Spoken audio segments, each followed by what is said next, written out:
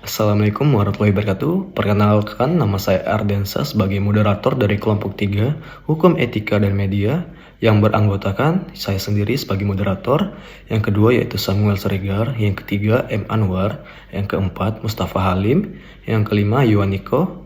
Selanjutnya saya akan serahkan ke teman-teman yang akan berpresentasi. Terima kasih. Oke, baiklah. Di sini saya akan menjelaskan mengenai pengertian kode etik jurnalistik. Kode etik jurnalistik adalah suatu pedoman etika yang mengatur perilaku jurnalistik untuk memastikan integritas, akurasi, dan keadilan dalam pelaporan data berita.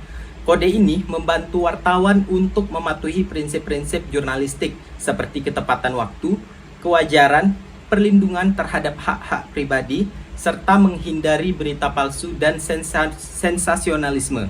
Kode jurnalistik bertujuan untuk menjaga kepercayaan publik terhadap media sebagai sumber informasi yang dapat dipercaya dalam mendukung demokrasi. Lalu selanjutnya saya di sini akan menjelaskan mengenai konsep tanggung jawab dalam social pers. Nah, konsep tanggung jawab social pers merujuk pada kewajiban media untuk menyajikan informasi secara adil, akurat, dan berimbang, serta memperhatikan kepentingan publik. Tanggung jawab social pers melibatkan kewajiban untuk tidak hanya menyampaikan fakta, tetapi juga mempertimbangkan dampak sosial dan moral dari pemberitaan mereka. Ini mencakup melindungi hak-hak pribadi, menghindari berita palsu atau hoax, serta berperan aktif dalam memberikan suara bagi masyarakat. Di sini saya akan membahas dua tema materi, yaitu kerangka kebebasan pers di Indonesia dan peran kode etik jurnalistik dalam tanggung jawab sosial pers. Yang pertama mengenai kerangka kebebasan pers di Indonesia.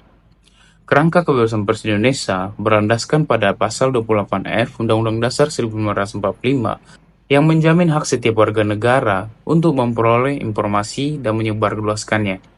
Kebebasan pers di Indonesia memungkinkan media untuk menjalankan fungsi kontrol sosial terhadap pemerintah dan lembaga-lembaga lainnya, serta memberikan suara bagi masyarakat.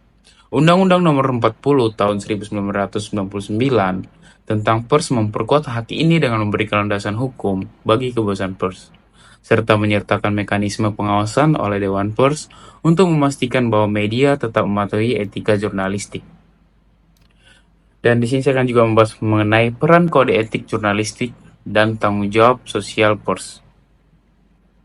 Peran kode etik jurnalistik dalam tanggung jawab sosial pers adalah untuk membimbing media dalam menyajikan informasi secara etis dan bertanggung jawab. Kode etik jurnalistik membantu media menjaga integritas dan kredibilitas dengan menghindari pelaporan yang bias, melindungi hak-hak pribadi, serta menyampaikan berita dengan akurat dan berimbang. Dengan mematuhi peran kode etik jurnalistik, media tidak hanya menjalankan fungsi informatif, tetapi juga memperkuat kepercayaan publik dengan mendukung prinsip-prinsip demokrasi.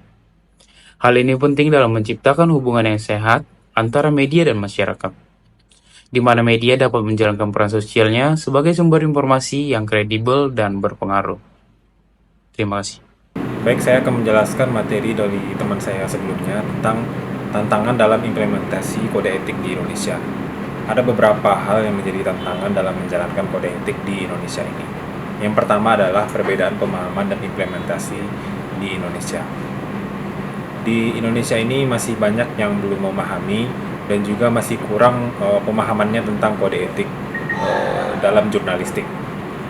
Ini disebabkan karena minimnya pendidikan tentang media atau KEJ atau kode etik jurnalistik.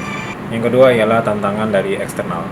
Tantangan eksternal bisa saja menjadi hambatan dan juga penghalang dalam menjalankan kode etik jurnalistik di Indonesia ini.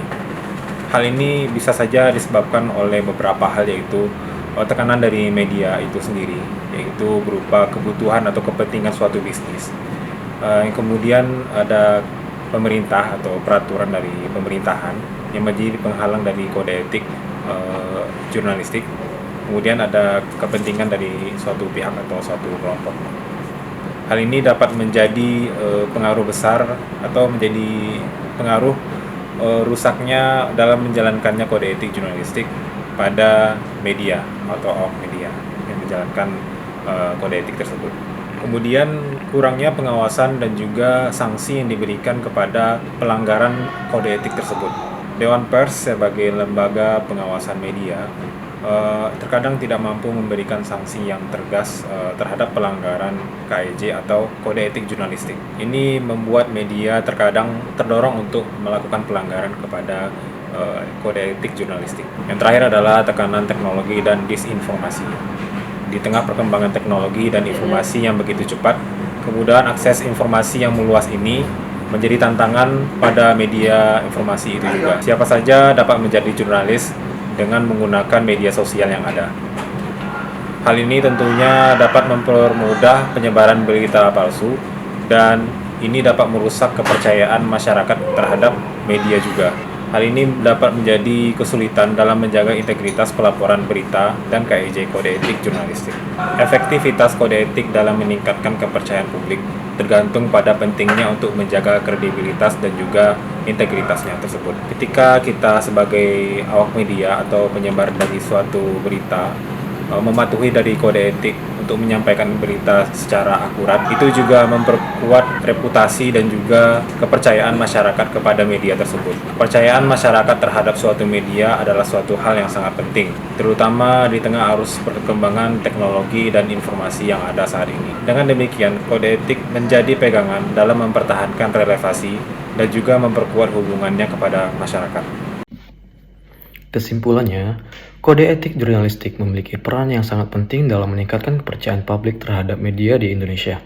Meskipun terdapat tantangan dalam implementasi kode etik, seperti tekanan dari luar dan perbedaan pemahaman terhadap kode etik, KIJ dalam menjaga integritas dan kredibilitas media tetap krusial.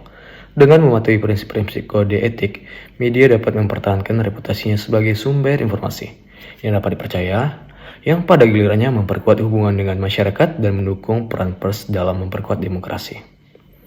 Begitu kesimpulan dari kelompok 3. Terima kasih. Wassalamualaikum warahmatullahi wabarakatuh.